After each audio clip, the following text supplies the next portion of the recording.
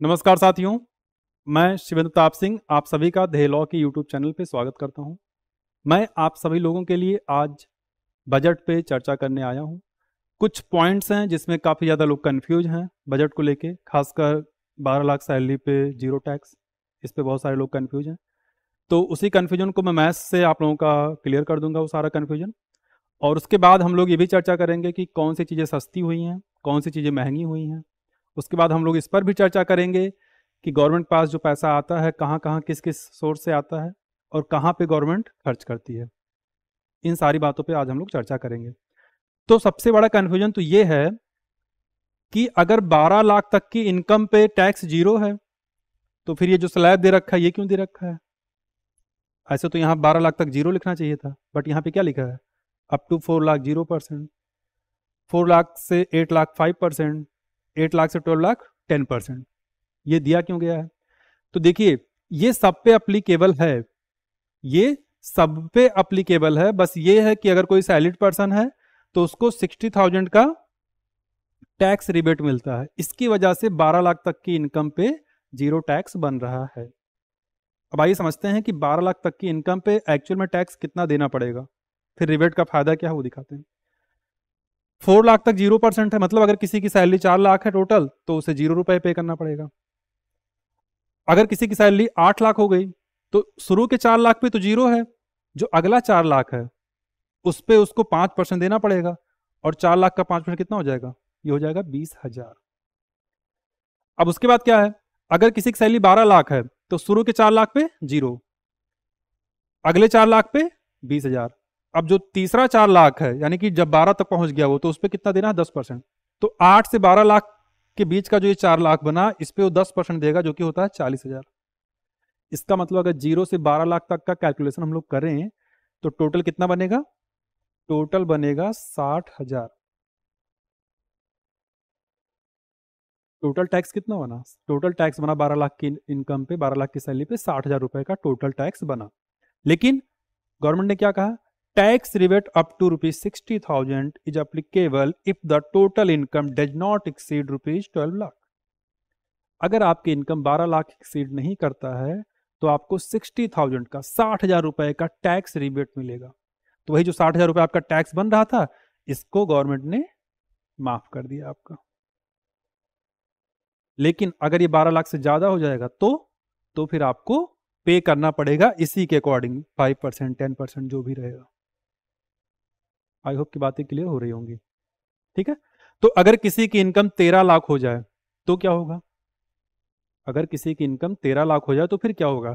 तो इसका मतलब ये हुआ कि 12 लाख तक तो उसका 60,000 बन रहा था। 12 लाख तक उसका कितना बन रहा था? 60,000। अगर उसकी इनकम 13 लाख हो गई, इसका मतलब क्या कि इस 15% वाले में उसका 1 लाख रुपया चला गया। और 1 लाख का 15% कितना होगा? 15,000। तो अगर इसको हम लोग कैलकुलेट करें तो कितना आ जाएगा उसका? 75,000। यानी कि अगर उसकी इनकम 13 लाख है तो उसे 75,000 टैक्स पे करना पड़ेगा। बात समझ में आ रही है? अगर उसकी इनकम 13 लाख है तो उसको 75,000 टैक्स पे करना पड़ेगा। 12 लाख पे कितना था? जीरो था। तो जैसे, क्योंकि क्या लिखा है, this rebate of ₹60,000 is not applicable to special income like short term and long term capital. ये तो शॉर्ट टर्म और लॉन्ग टर्म का हो गया। ठीक है। यहाँ पे भी लिखा, if the total income does not exceed ₹12 lakh.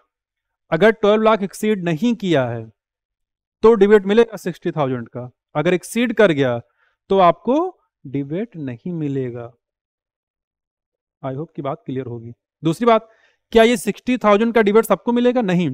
अगर आपकी इनकम शॉर्ट टर्म या लॉन्ग टर्म कैपिटल गेन से है तो भी ये 60,000 का नहीं मिलेगा। मान लो आपने कोई घर खरीदा 30 लाख में। आपने कोई घर खरीदा कितने में? आपने कोई घर खरीदा 30 लाख में। ठीक है।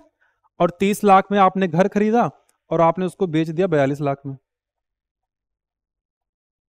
30 लाख में घर खरीद के आपने उसको कितने बेच दिया? 42 लाख में बेच दिया। तो आपने कितना कमाया? तो आपने कमाया 12 लाख। तो आप कहोगे सर 12 लाख तो मैंने कमाया और गवर्नमेंट तो 12 लाख की इनकम पे जीरो टैक्स ले रही है। नहीं, वो सैलरीड पर्सन या नॉर्मल बिजनेस के लिए। ये आपका शॉर्ट टर्म या लॉन्ग टर्म अगर इसको हम कहें तो ये आपको इस पे वो 60,000 का डिबेट अप्लीकेबल नहीं है, वो सैलरीड पर्सन के लिए, ठीक है। तो इस पे आपको 60,000 रुपए का टैक्स पे करना पड़ेगा, क्योंकि लिखा है साफ साफ long term capital gain short term. अगर 2 साल से ज्यादा का कोई है तो उसको लॉन्ग टर्म में काउंट करते हैं, अगर 2 साल से कम है तो उसको शॉर्ट टर्म में काउंट कर सकते हैं।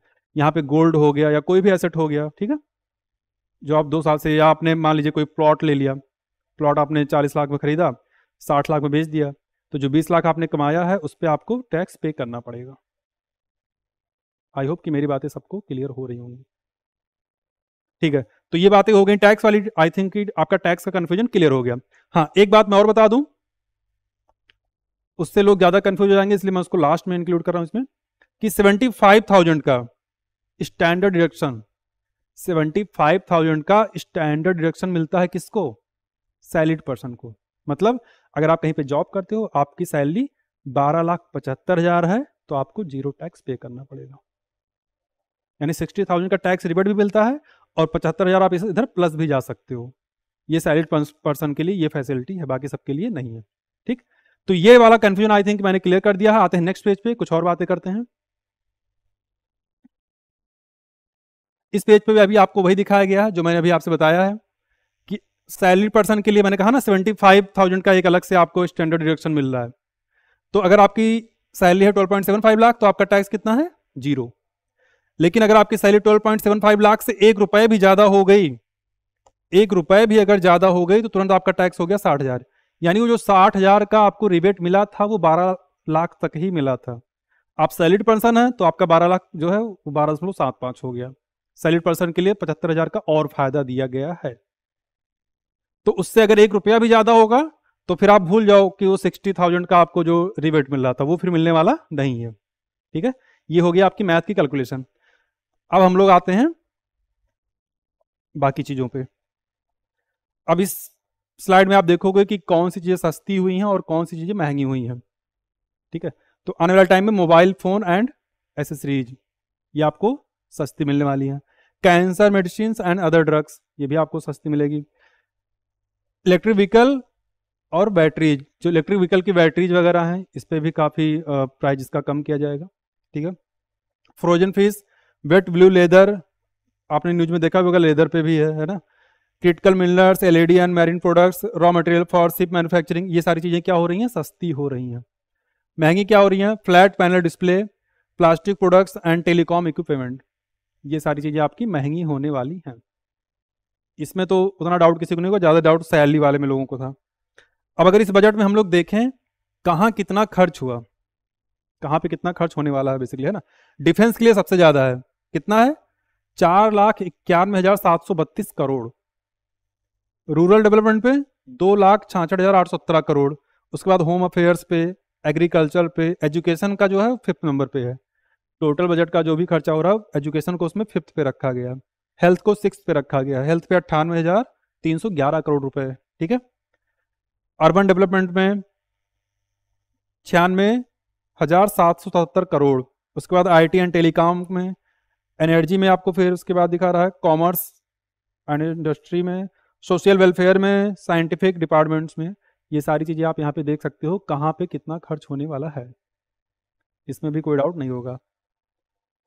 अब बात की जाए कि गवर्नमेंट ये जो पैसा खर्च कर रही है या जो बजट वो दिखा रही है कि हम यहाँ इतना खर्च करेंगे, यहाँ इतना खर्च करेंगे, तो ये पैसा आता कहाँ से है? ये पैसा आता कहाँ से है? तो यहाँ पे आपको एक पाई चार्ट के तरीके से दिख रहा होगा। तो अगर मैं आपसे कहूँ कि गवर्नमेंट के पास मान लो 100 रुपए है, ठीक है, जैसे बहुत सारी कंपनी है, रिलायंस के देखिए आप कितनी सारी हैं, मुकेश अंबानी के पास बहुत सारी कंपनियां हैं। तो मान लो मुकेश अंबानी के पास 100 रुपए आए, उनके अकाउंट में एक दिन में 100 रुपए आए। अब वो जानना चाहते हैं कि जो 100 रुपए हमारे अकाउंट में आए हैं कहाँ कहाँ से आए हैं। तो वैसे ही ये गवर्नमेंट है, गवर्नमेंट के अकाउंट में अगर 100 रुपए आए और अगर हम एनालाइज करें कि ये जो 100 रुपए आए हैं क्या एक ही जगह से आए हैं कि कई जगहों से मिलाकर आए हैं, तो आप देखोगे तो पाओगे तो यहाँ पे 100 रुपए अगर गवर्नमेंट के पास है तो उसमें से 22 रुपया जो है उसको इनकम टैक्स से मिला है, क्लियर है। उसके बाद उस 100 रुपए में 5 रुपया उसको मिला है यूनियन एक्साइज ड्यूटीज, ठीक है। 18 रुपए उसको मिला है जीएसटी एंड अदर टैक्सेज, ठीक है। जैसे कुछ जगहों पे जीएसटी नहीं है तो जहाँ पे जीएसटी नहीं है वहाँ पे उनको एक्साइज ड्यूटी के तरीके से वो पैसा ले रहे हैं। अब ऐसा नहीं कुछ लोग समझे एक्साइज ड्यूटी 5% है, नहीं ऐसा नहीं। जैसे पेट्रोल हो गया, पेट्रोल पे जीएसटी नहीं है, गवर्नमेंट का जितना मन करता है उतना लेती है, मुझे लगता है 20-30% आई थिंक ले लेती है पेट्रोल डीजल पे, ठीक है। तो ऐसी ही कुछ चीज़ों को जीएसटी के अंडर में नहीं रखा गया है। ओके, कॉर्पोरेशन टैक्स में 17%, कस्टम में 4%, 1% नॉन डेप्ट capital receipt, 9% non tax receipt, 24% borrowing and other liabilities. तो सबसे ज्यादा आप देख सकते हो बोरोइंग एंड अदर लाइबिलिटीज। और वैसे देखा जाए तो सबसे ज्यादा इनकम उसकी किसी ना किसी तरीके से टैक्स के ही फॉर्म में है। देखो 22 ये हो गया, 5 ये, 22 5 27, 27 18 45 हो गया, 45 17 62 हो गया, 62 4 66, मतलब लगभग आप कह सकते हो 66-70% गवर्नमेंट को टैक्स के रूप में ही मिलता है। तो ये 100 रुपए कहां कहां से आए वो आपने देख लिया। अब ये खर्च कैसे होता है हम लोग उस पर भी डिस्कशन कर लें कि 100 रुपए गवर्नमेंट के पास किस किस सोर्स से आए वो तो हमने देख लिया। अब उन्हीं 100 रुपए को गवर्नमेंट खर्च कहां कहां करेगी उसको देख लेते हैं। रुपीज गोज टू, अब देखिए यहां पे आप देख सकते हो कि अगर गवर्नमेंट पास 100 रुपए आ तो गया था, अभी आपने देखा पीछे। अब उस 100 रुपए में गवर्नमेंट 4 रुपए पेंशन पे खर्च कर देती है। पेंशन पे कितना दिखा था, 4%, यानी उस 100 रुपए में से 4 रुपए चला गया पेंशन वालों के लिए, ठीक है। अदर एक्सपेंडिचर में 8% दे रखा है। सेंट्रली स्पॉन्सर्ड स्कीम, इस पे 8% गया। जैसे आप देखते हो ना कि आजकल गवर्नमेंट सोलर, जो लोग सोलर लगवा रहे हैं उनको डिस्काउंट दे रही है, तो गवर्नमेंट इस तरीके से स्कीम लॉन्च करती है। ईवी पे स्कीम लॉन्च कर रही है गवर्नमेंट, तो उसमें गवर्नमेंट को क्या करना, अपनी तरफ से पैसा लगाना पड़ता है। तो इस तरीके की स्कीम में लोगों को अट्रैक्ट करने के लिए उसका 8% खर्च हो जाता है, ठीक है। Finance commission and other transfers, इस पे उसका 8% खर्च हो जाता है। State share of taxes and duties, 22 यानी 100 रुपए उसके पास अगर आए तो उसमें से 22 रुपए उसको स्टेट को देना पड़ता है, क्योंकि जो जीएसटी होती है आपने पढ़ा होगा, स्टेट जीएसटी और central GST, CGST SGST 10th class की मैथ्स में पढ़ाया भी जा रहा है आजकल, ठीक है। तो स्टेट को उसमें से हिस्सा देना पड़ता है गवर्नमेंट को, तो उसमें उसका 100 में से 22 रुपया खर्च हो जाता है स्टेट को वो टैक्स वापस करने में, ठीक है। 8% आपका डिफेंस में खर्च हो रहा है, यानी 100 रुपए अगर गवर्नमेंट के पास है तो उसमें से 8 रुपया डिफेंस पे चला जा रहा है। 6% मेजर सब्सिडी, 6% आपका मेजर सब्सिडीज। अब सब्सिडीज बात की जाए, जैसे मान लो अभी एलपीजी सिलेंडर आप लोगों को मिलता है, तो उस पर गवर्नमेंट क्या करती है, आप लोगों को सब्सिडी देती है। या किसानों के लिए खाद वगैरह, खाद का रेट है जो ज़्यादा रहता है, किसानों को सब्सिडी पे मिलता है, तो वहाँ पे गवर्नमेंट को अपनी तरफ से पैसा लगाना पड़ता है। मान लो कोई कंपनी को कह रही है हम 1000 रुपये में एक बोरी खाद देंगे, किसान 1000 रुपये में मान लो नहीं खरीद पाएगा, तो गवर्नमेंट क्या करती है, किसान को 600 रुपये में दे देती है, और 400 रुपये जो बच रहा है उसको गवर्नमेंट अपनी तरफ से देती है उस कंपनी को, ठीक है। तो इस तरीके से जो मेजर सब्सिडीज हैं इस पर 6% गवर्नमेंट का, यानी 100 में से 6 रुपये खर्च हो जाता है, right. 16% central sector scheme excluding capital outlay on defence and subsidy, ठीक है। और 20% यानी 20 रुपए, 100 में से 20 रुपए उसका इंटरेस्ट पेमेंट पे खर्च हो जाता है। गवर्नमेंट भी इधर उधर से उधार लेती है, तो अगर उधार लेगी तो उसको भी तो इंटरेस्ट पे करना पड़ेगा, तो 100 रुपए में से 20 रुपया उसका इसी में चला जाता है कि इंटरेस्ट हमें जो पे करना है जहां से भी उसने ले रखा है। अब कैसे, मान लीजिए गवर्नमेंट ने कोई स्कीम निकाल दी, गवर्नमेंट को पैसे की जरूरत है, उसने स्कीम निकाल दी कि हाँ आप 1 लाख रुपए जमा करो और आपको हम 5 साल बाद 1.5 लाख रुपए देंगे। अब गवर्नमेंट को पैसे का काम है, तो गवर्नमेंट ने क्या किया, आप सब लोगों ने 1-1 लाख जमा कर दिया, गवर्नमेंट ने आपको एक कागज दे दिया, एक अप्रूवल दे दिया कि हाँ 5 साल बाद हमको आपको 1.5 लाख दे देंगे। उस टाइम गवर्नमेंट को काम करना है तो पैसे की जरूरत है, तो मान लो बहुत सारे लोगों ने 1-1 लाख जमा कर दिया, बस ऐसे ही मैं एक एग्जाम्पल दे रहा हूँ। अब फिर 5 साल बाद जब देने की बारी आएगी तो गवर्नमेंट को 1.5 लाख तो देना ही पड़ेगा। इसका मतलब क्या हुआ, गवर्नमेंट ने सबको 50,000 एक्स्ट्रा दिया, तो एक तरीके से गवर्नमेंट ने ब्याज ही तो दिया। तो वही चीज़ यहाँ पे दिख रही है कि जो इंटरेस्ट पेमेंट है वो 20% है, या कहीं से वर्ल्ड बैंक से उधार लिया है, कहीं से भी उधार लिया, तो उसको जब रिटर्न करेगा तो इंटरेस्ट के साथ रिटर्न करना पड़ता है। तो वही चीज़, यानी कि यहाँ पे देख सकते हो कि सबसे ज़्यादा जो यहाँ पे जीएसटी तो मान लो देना ही है स्टेट को, टैक्स तो लौटाना ही है, बाकी इंटरेस्ट पे भी काफ़ी ज़्यादा पैसा खर्च हो रहा है। तो ये बजट की कुछ इंपॉर्टेंट बातें थी जिसको हम लोगों ने डिस्कस किया। अगर आपके माइंड में कोई क्वेश्चन है तो कमेंट बॉक्स में आप लिख सकते हो, वहाँ पे आपको मैं आपका रिप्लाई दे दूंगा। चैनल को आप सब्सक्राइब कर लीजिए और इस वीडियो को शेयर भी कर दीजिए अगर आपको अच्छा लगा हो।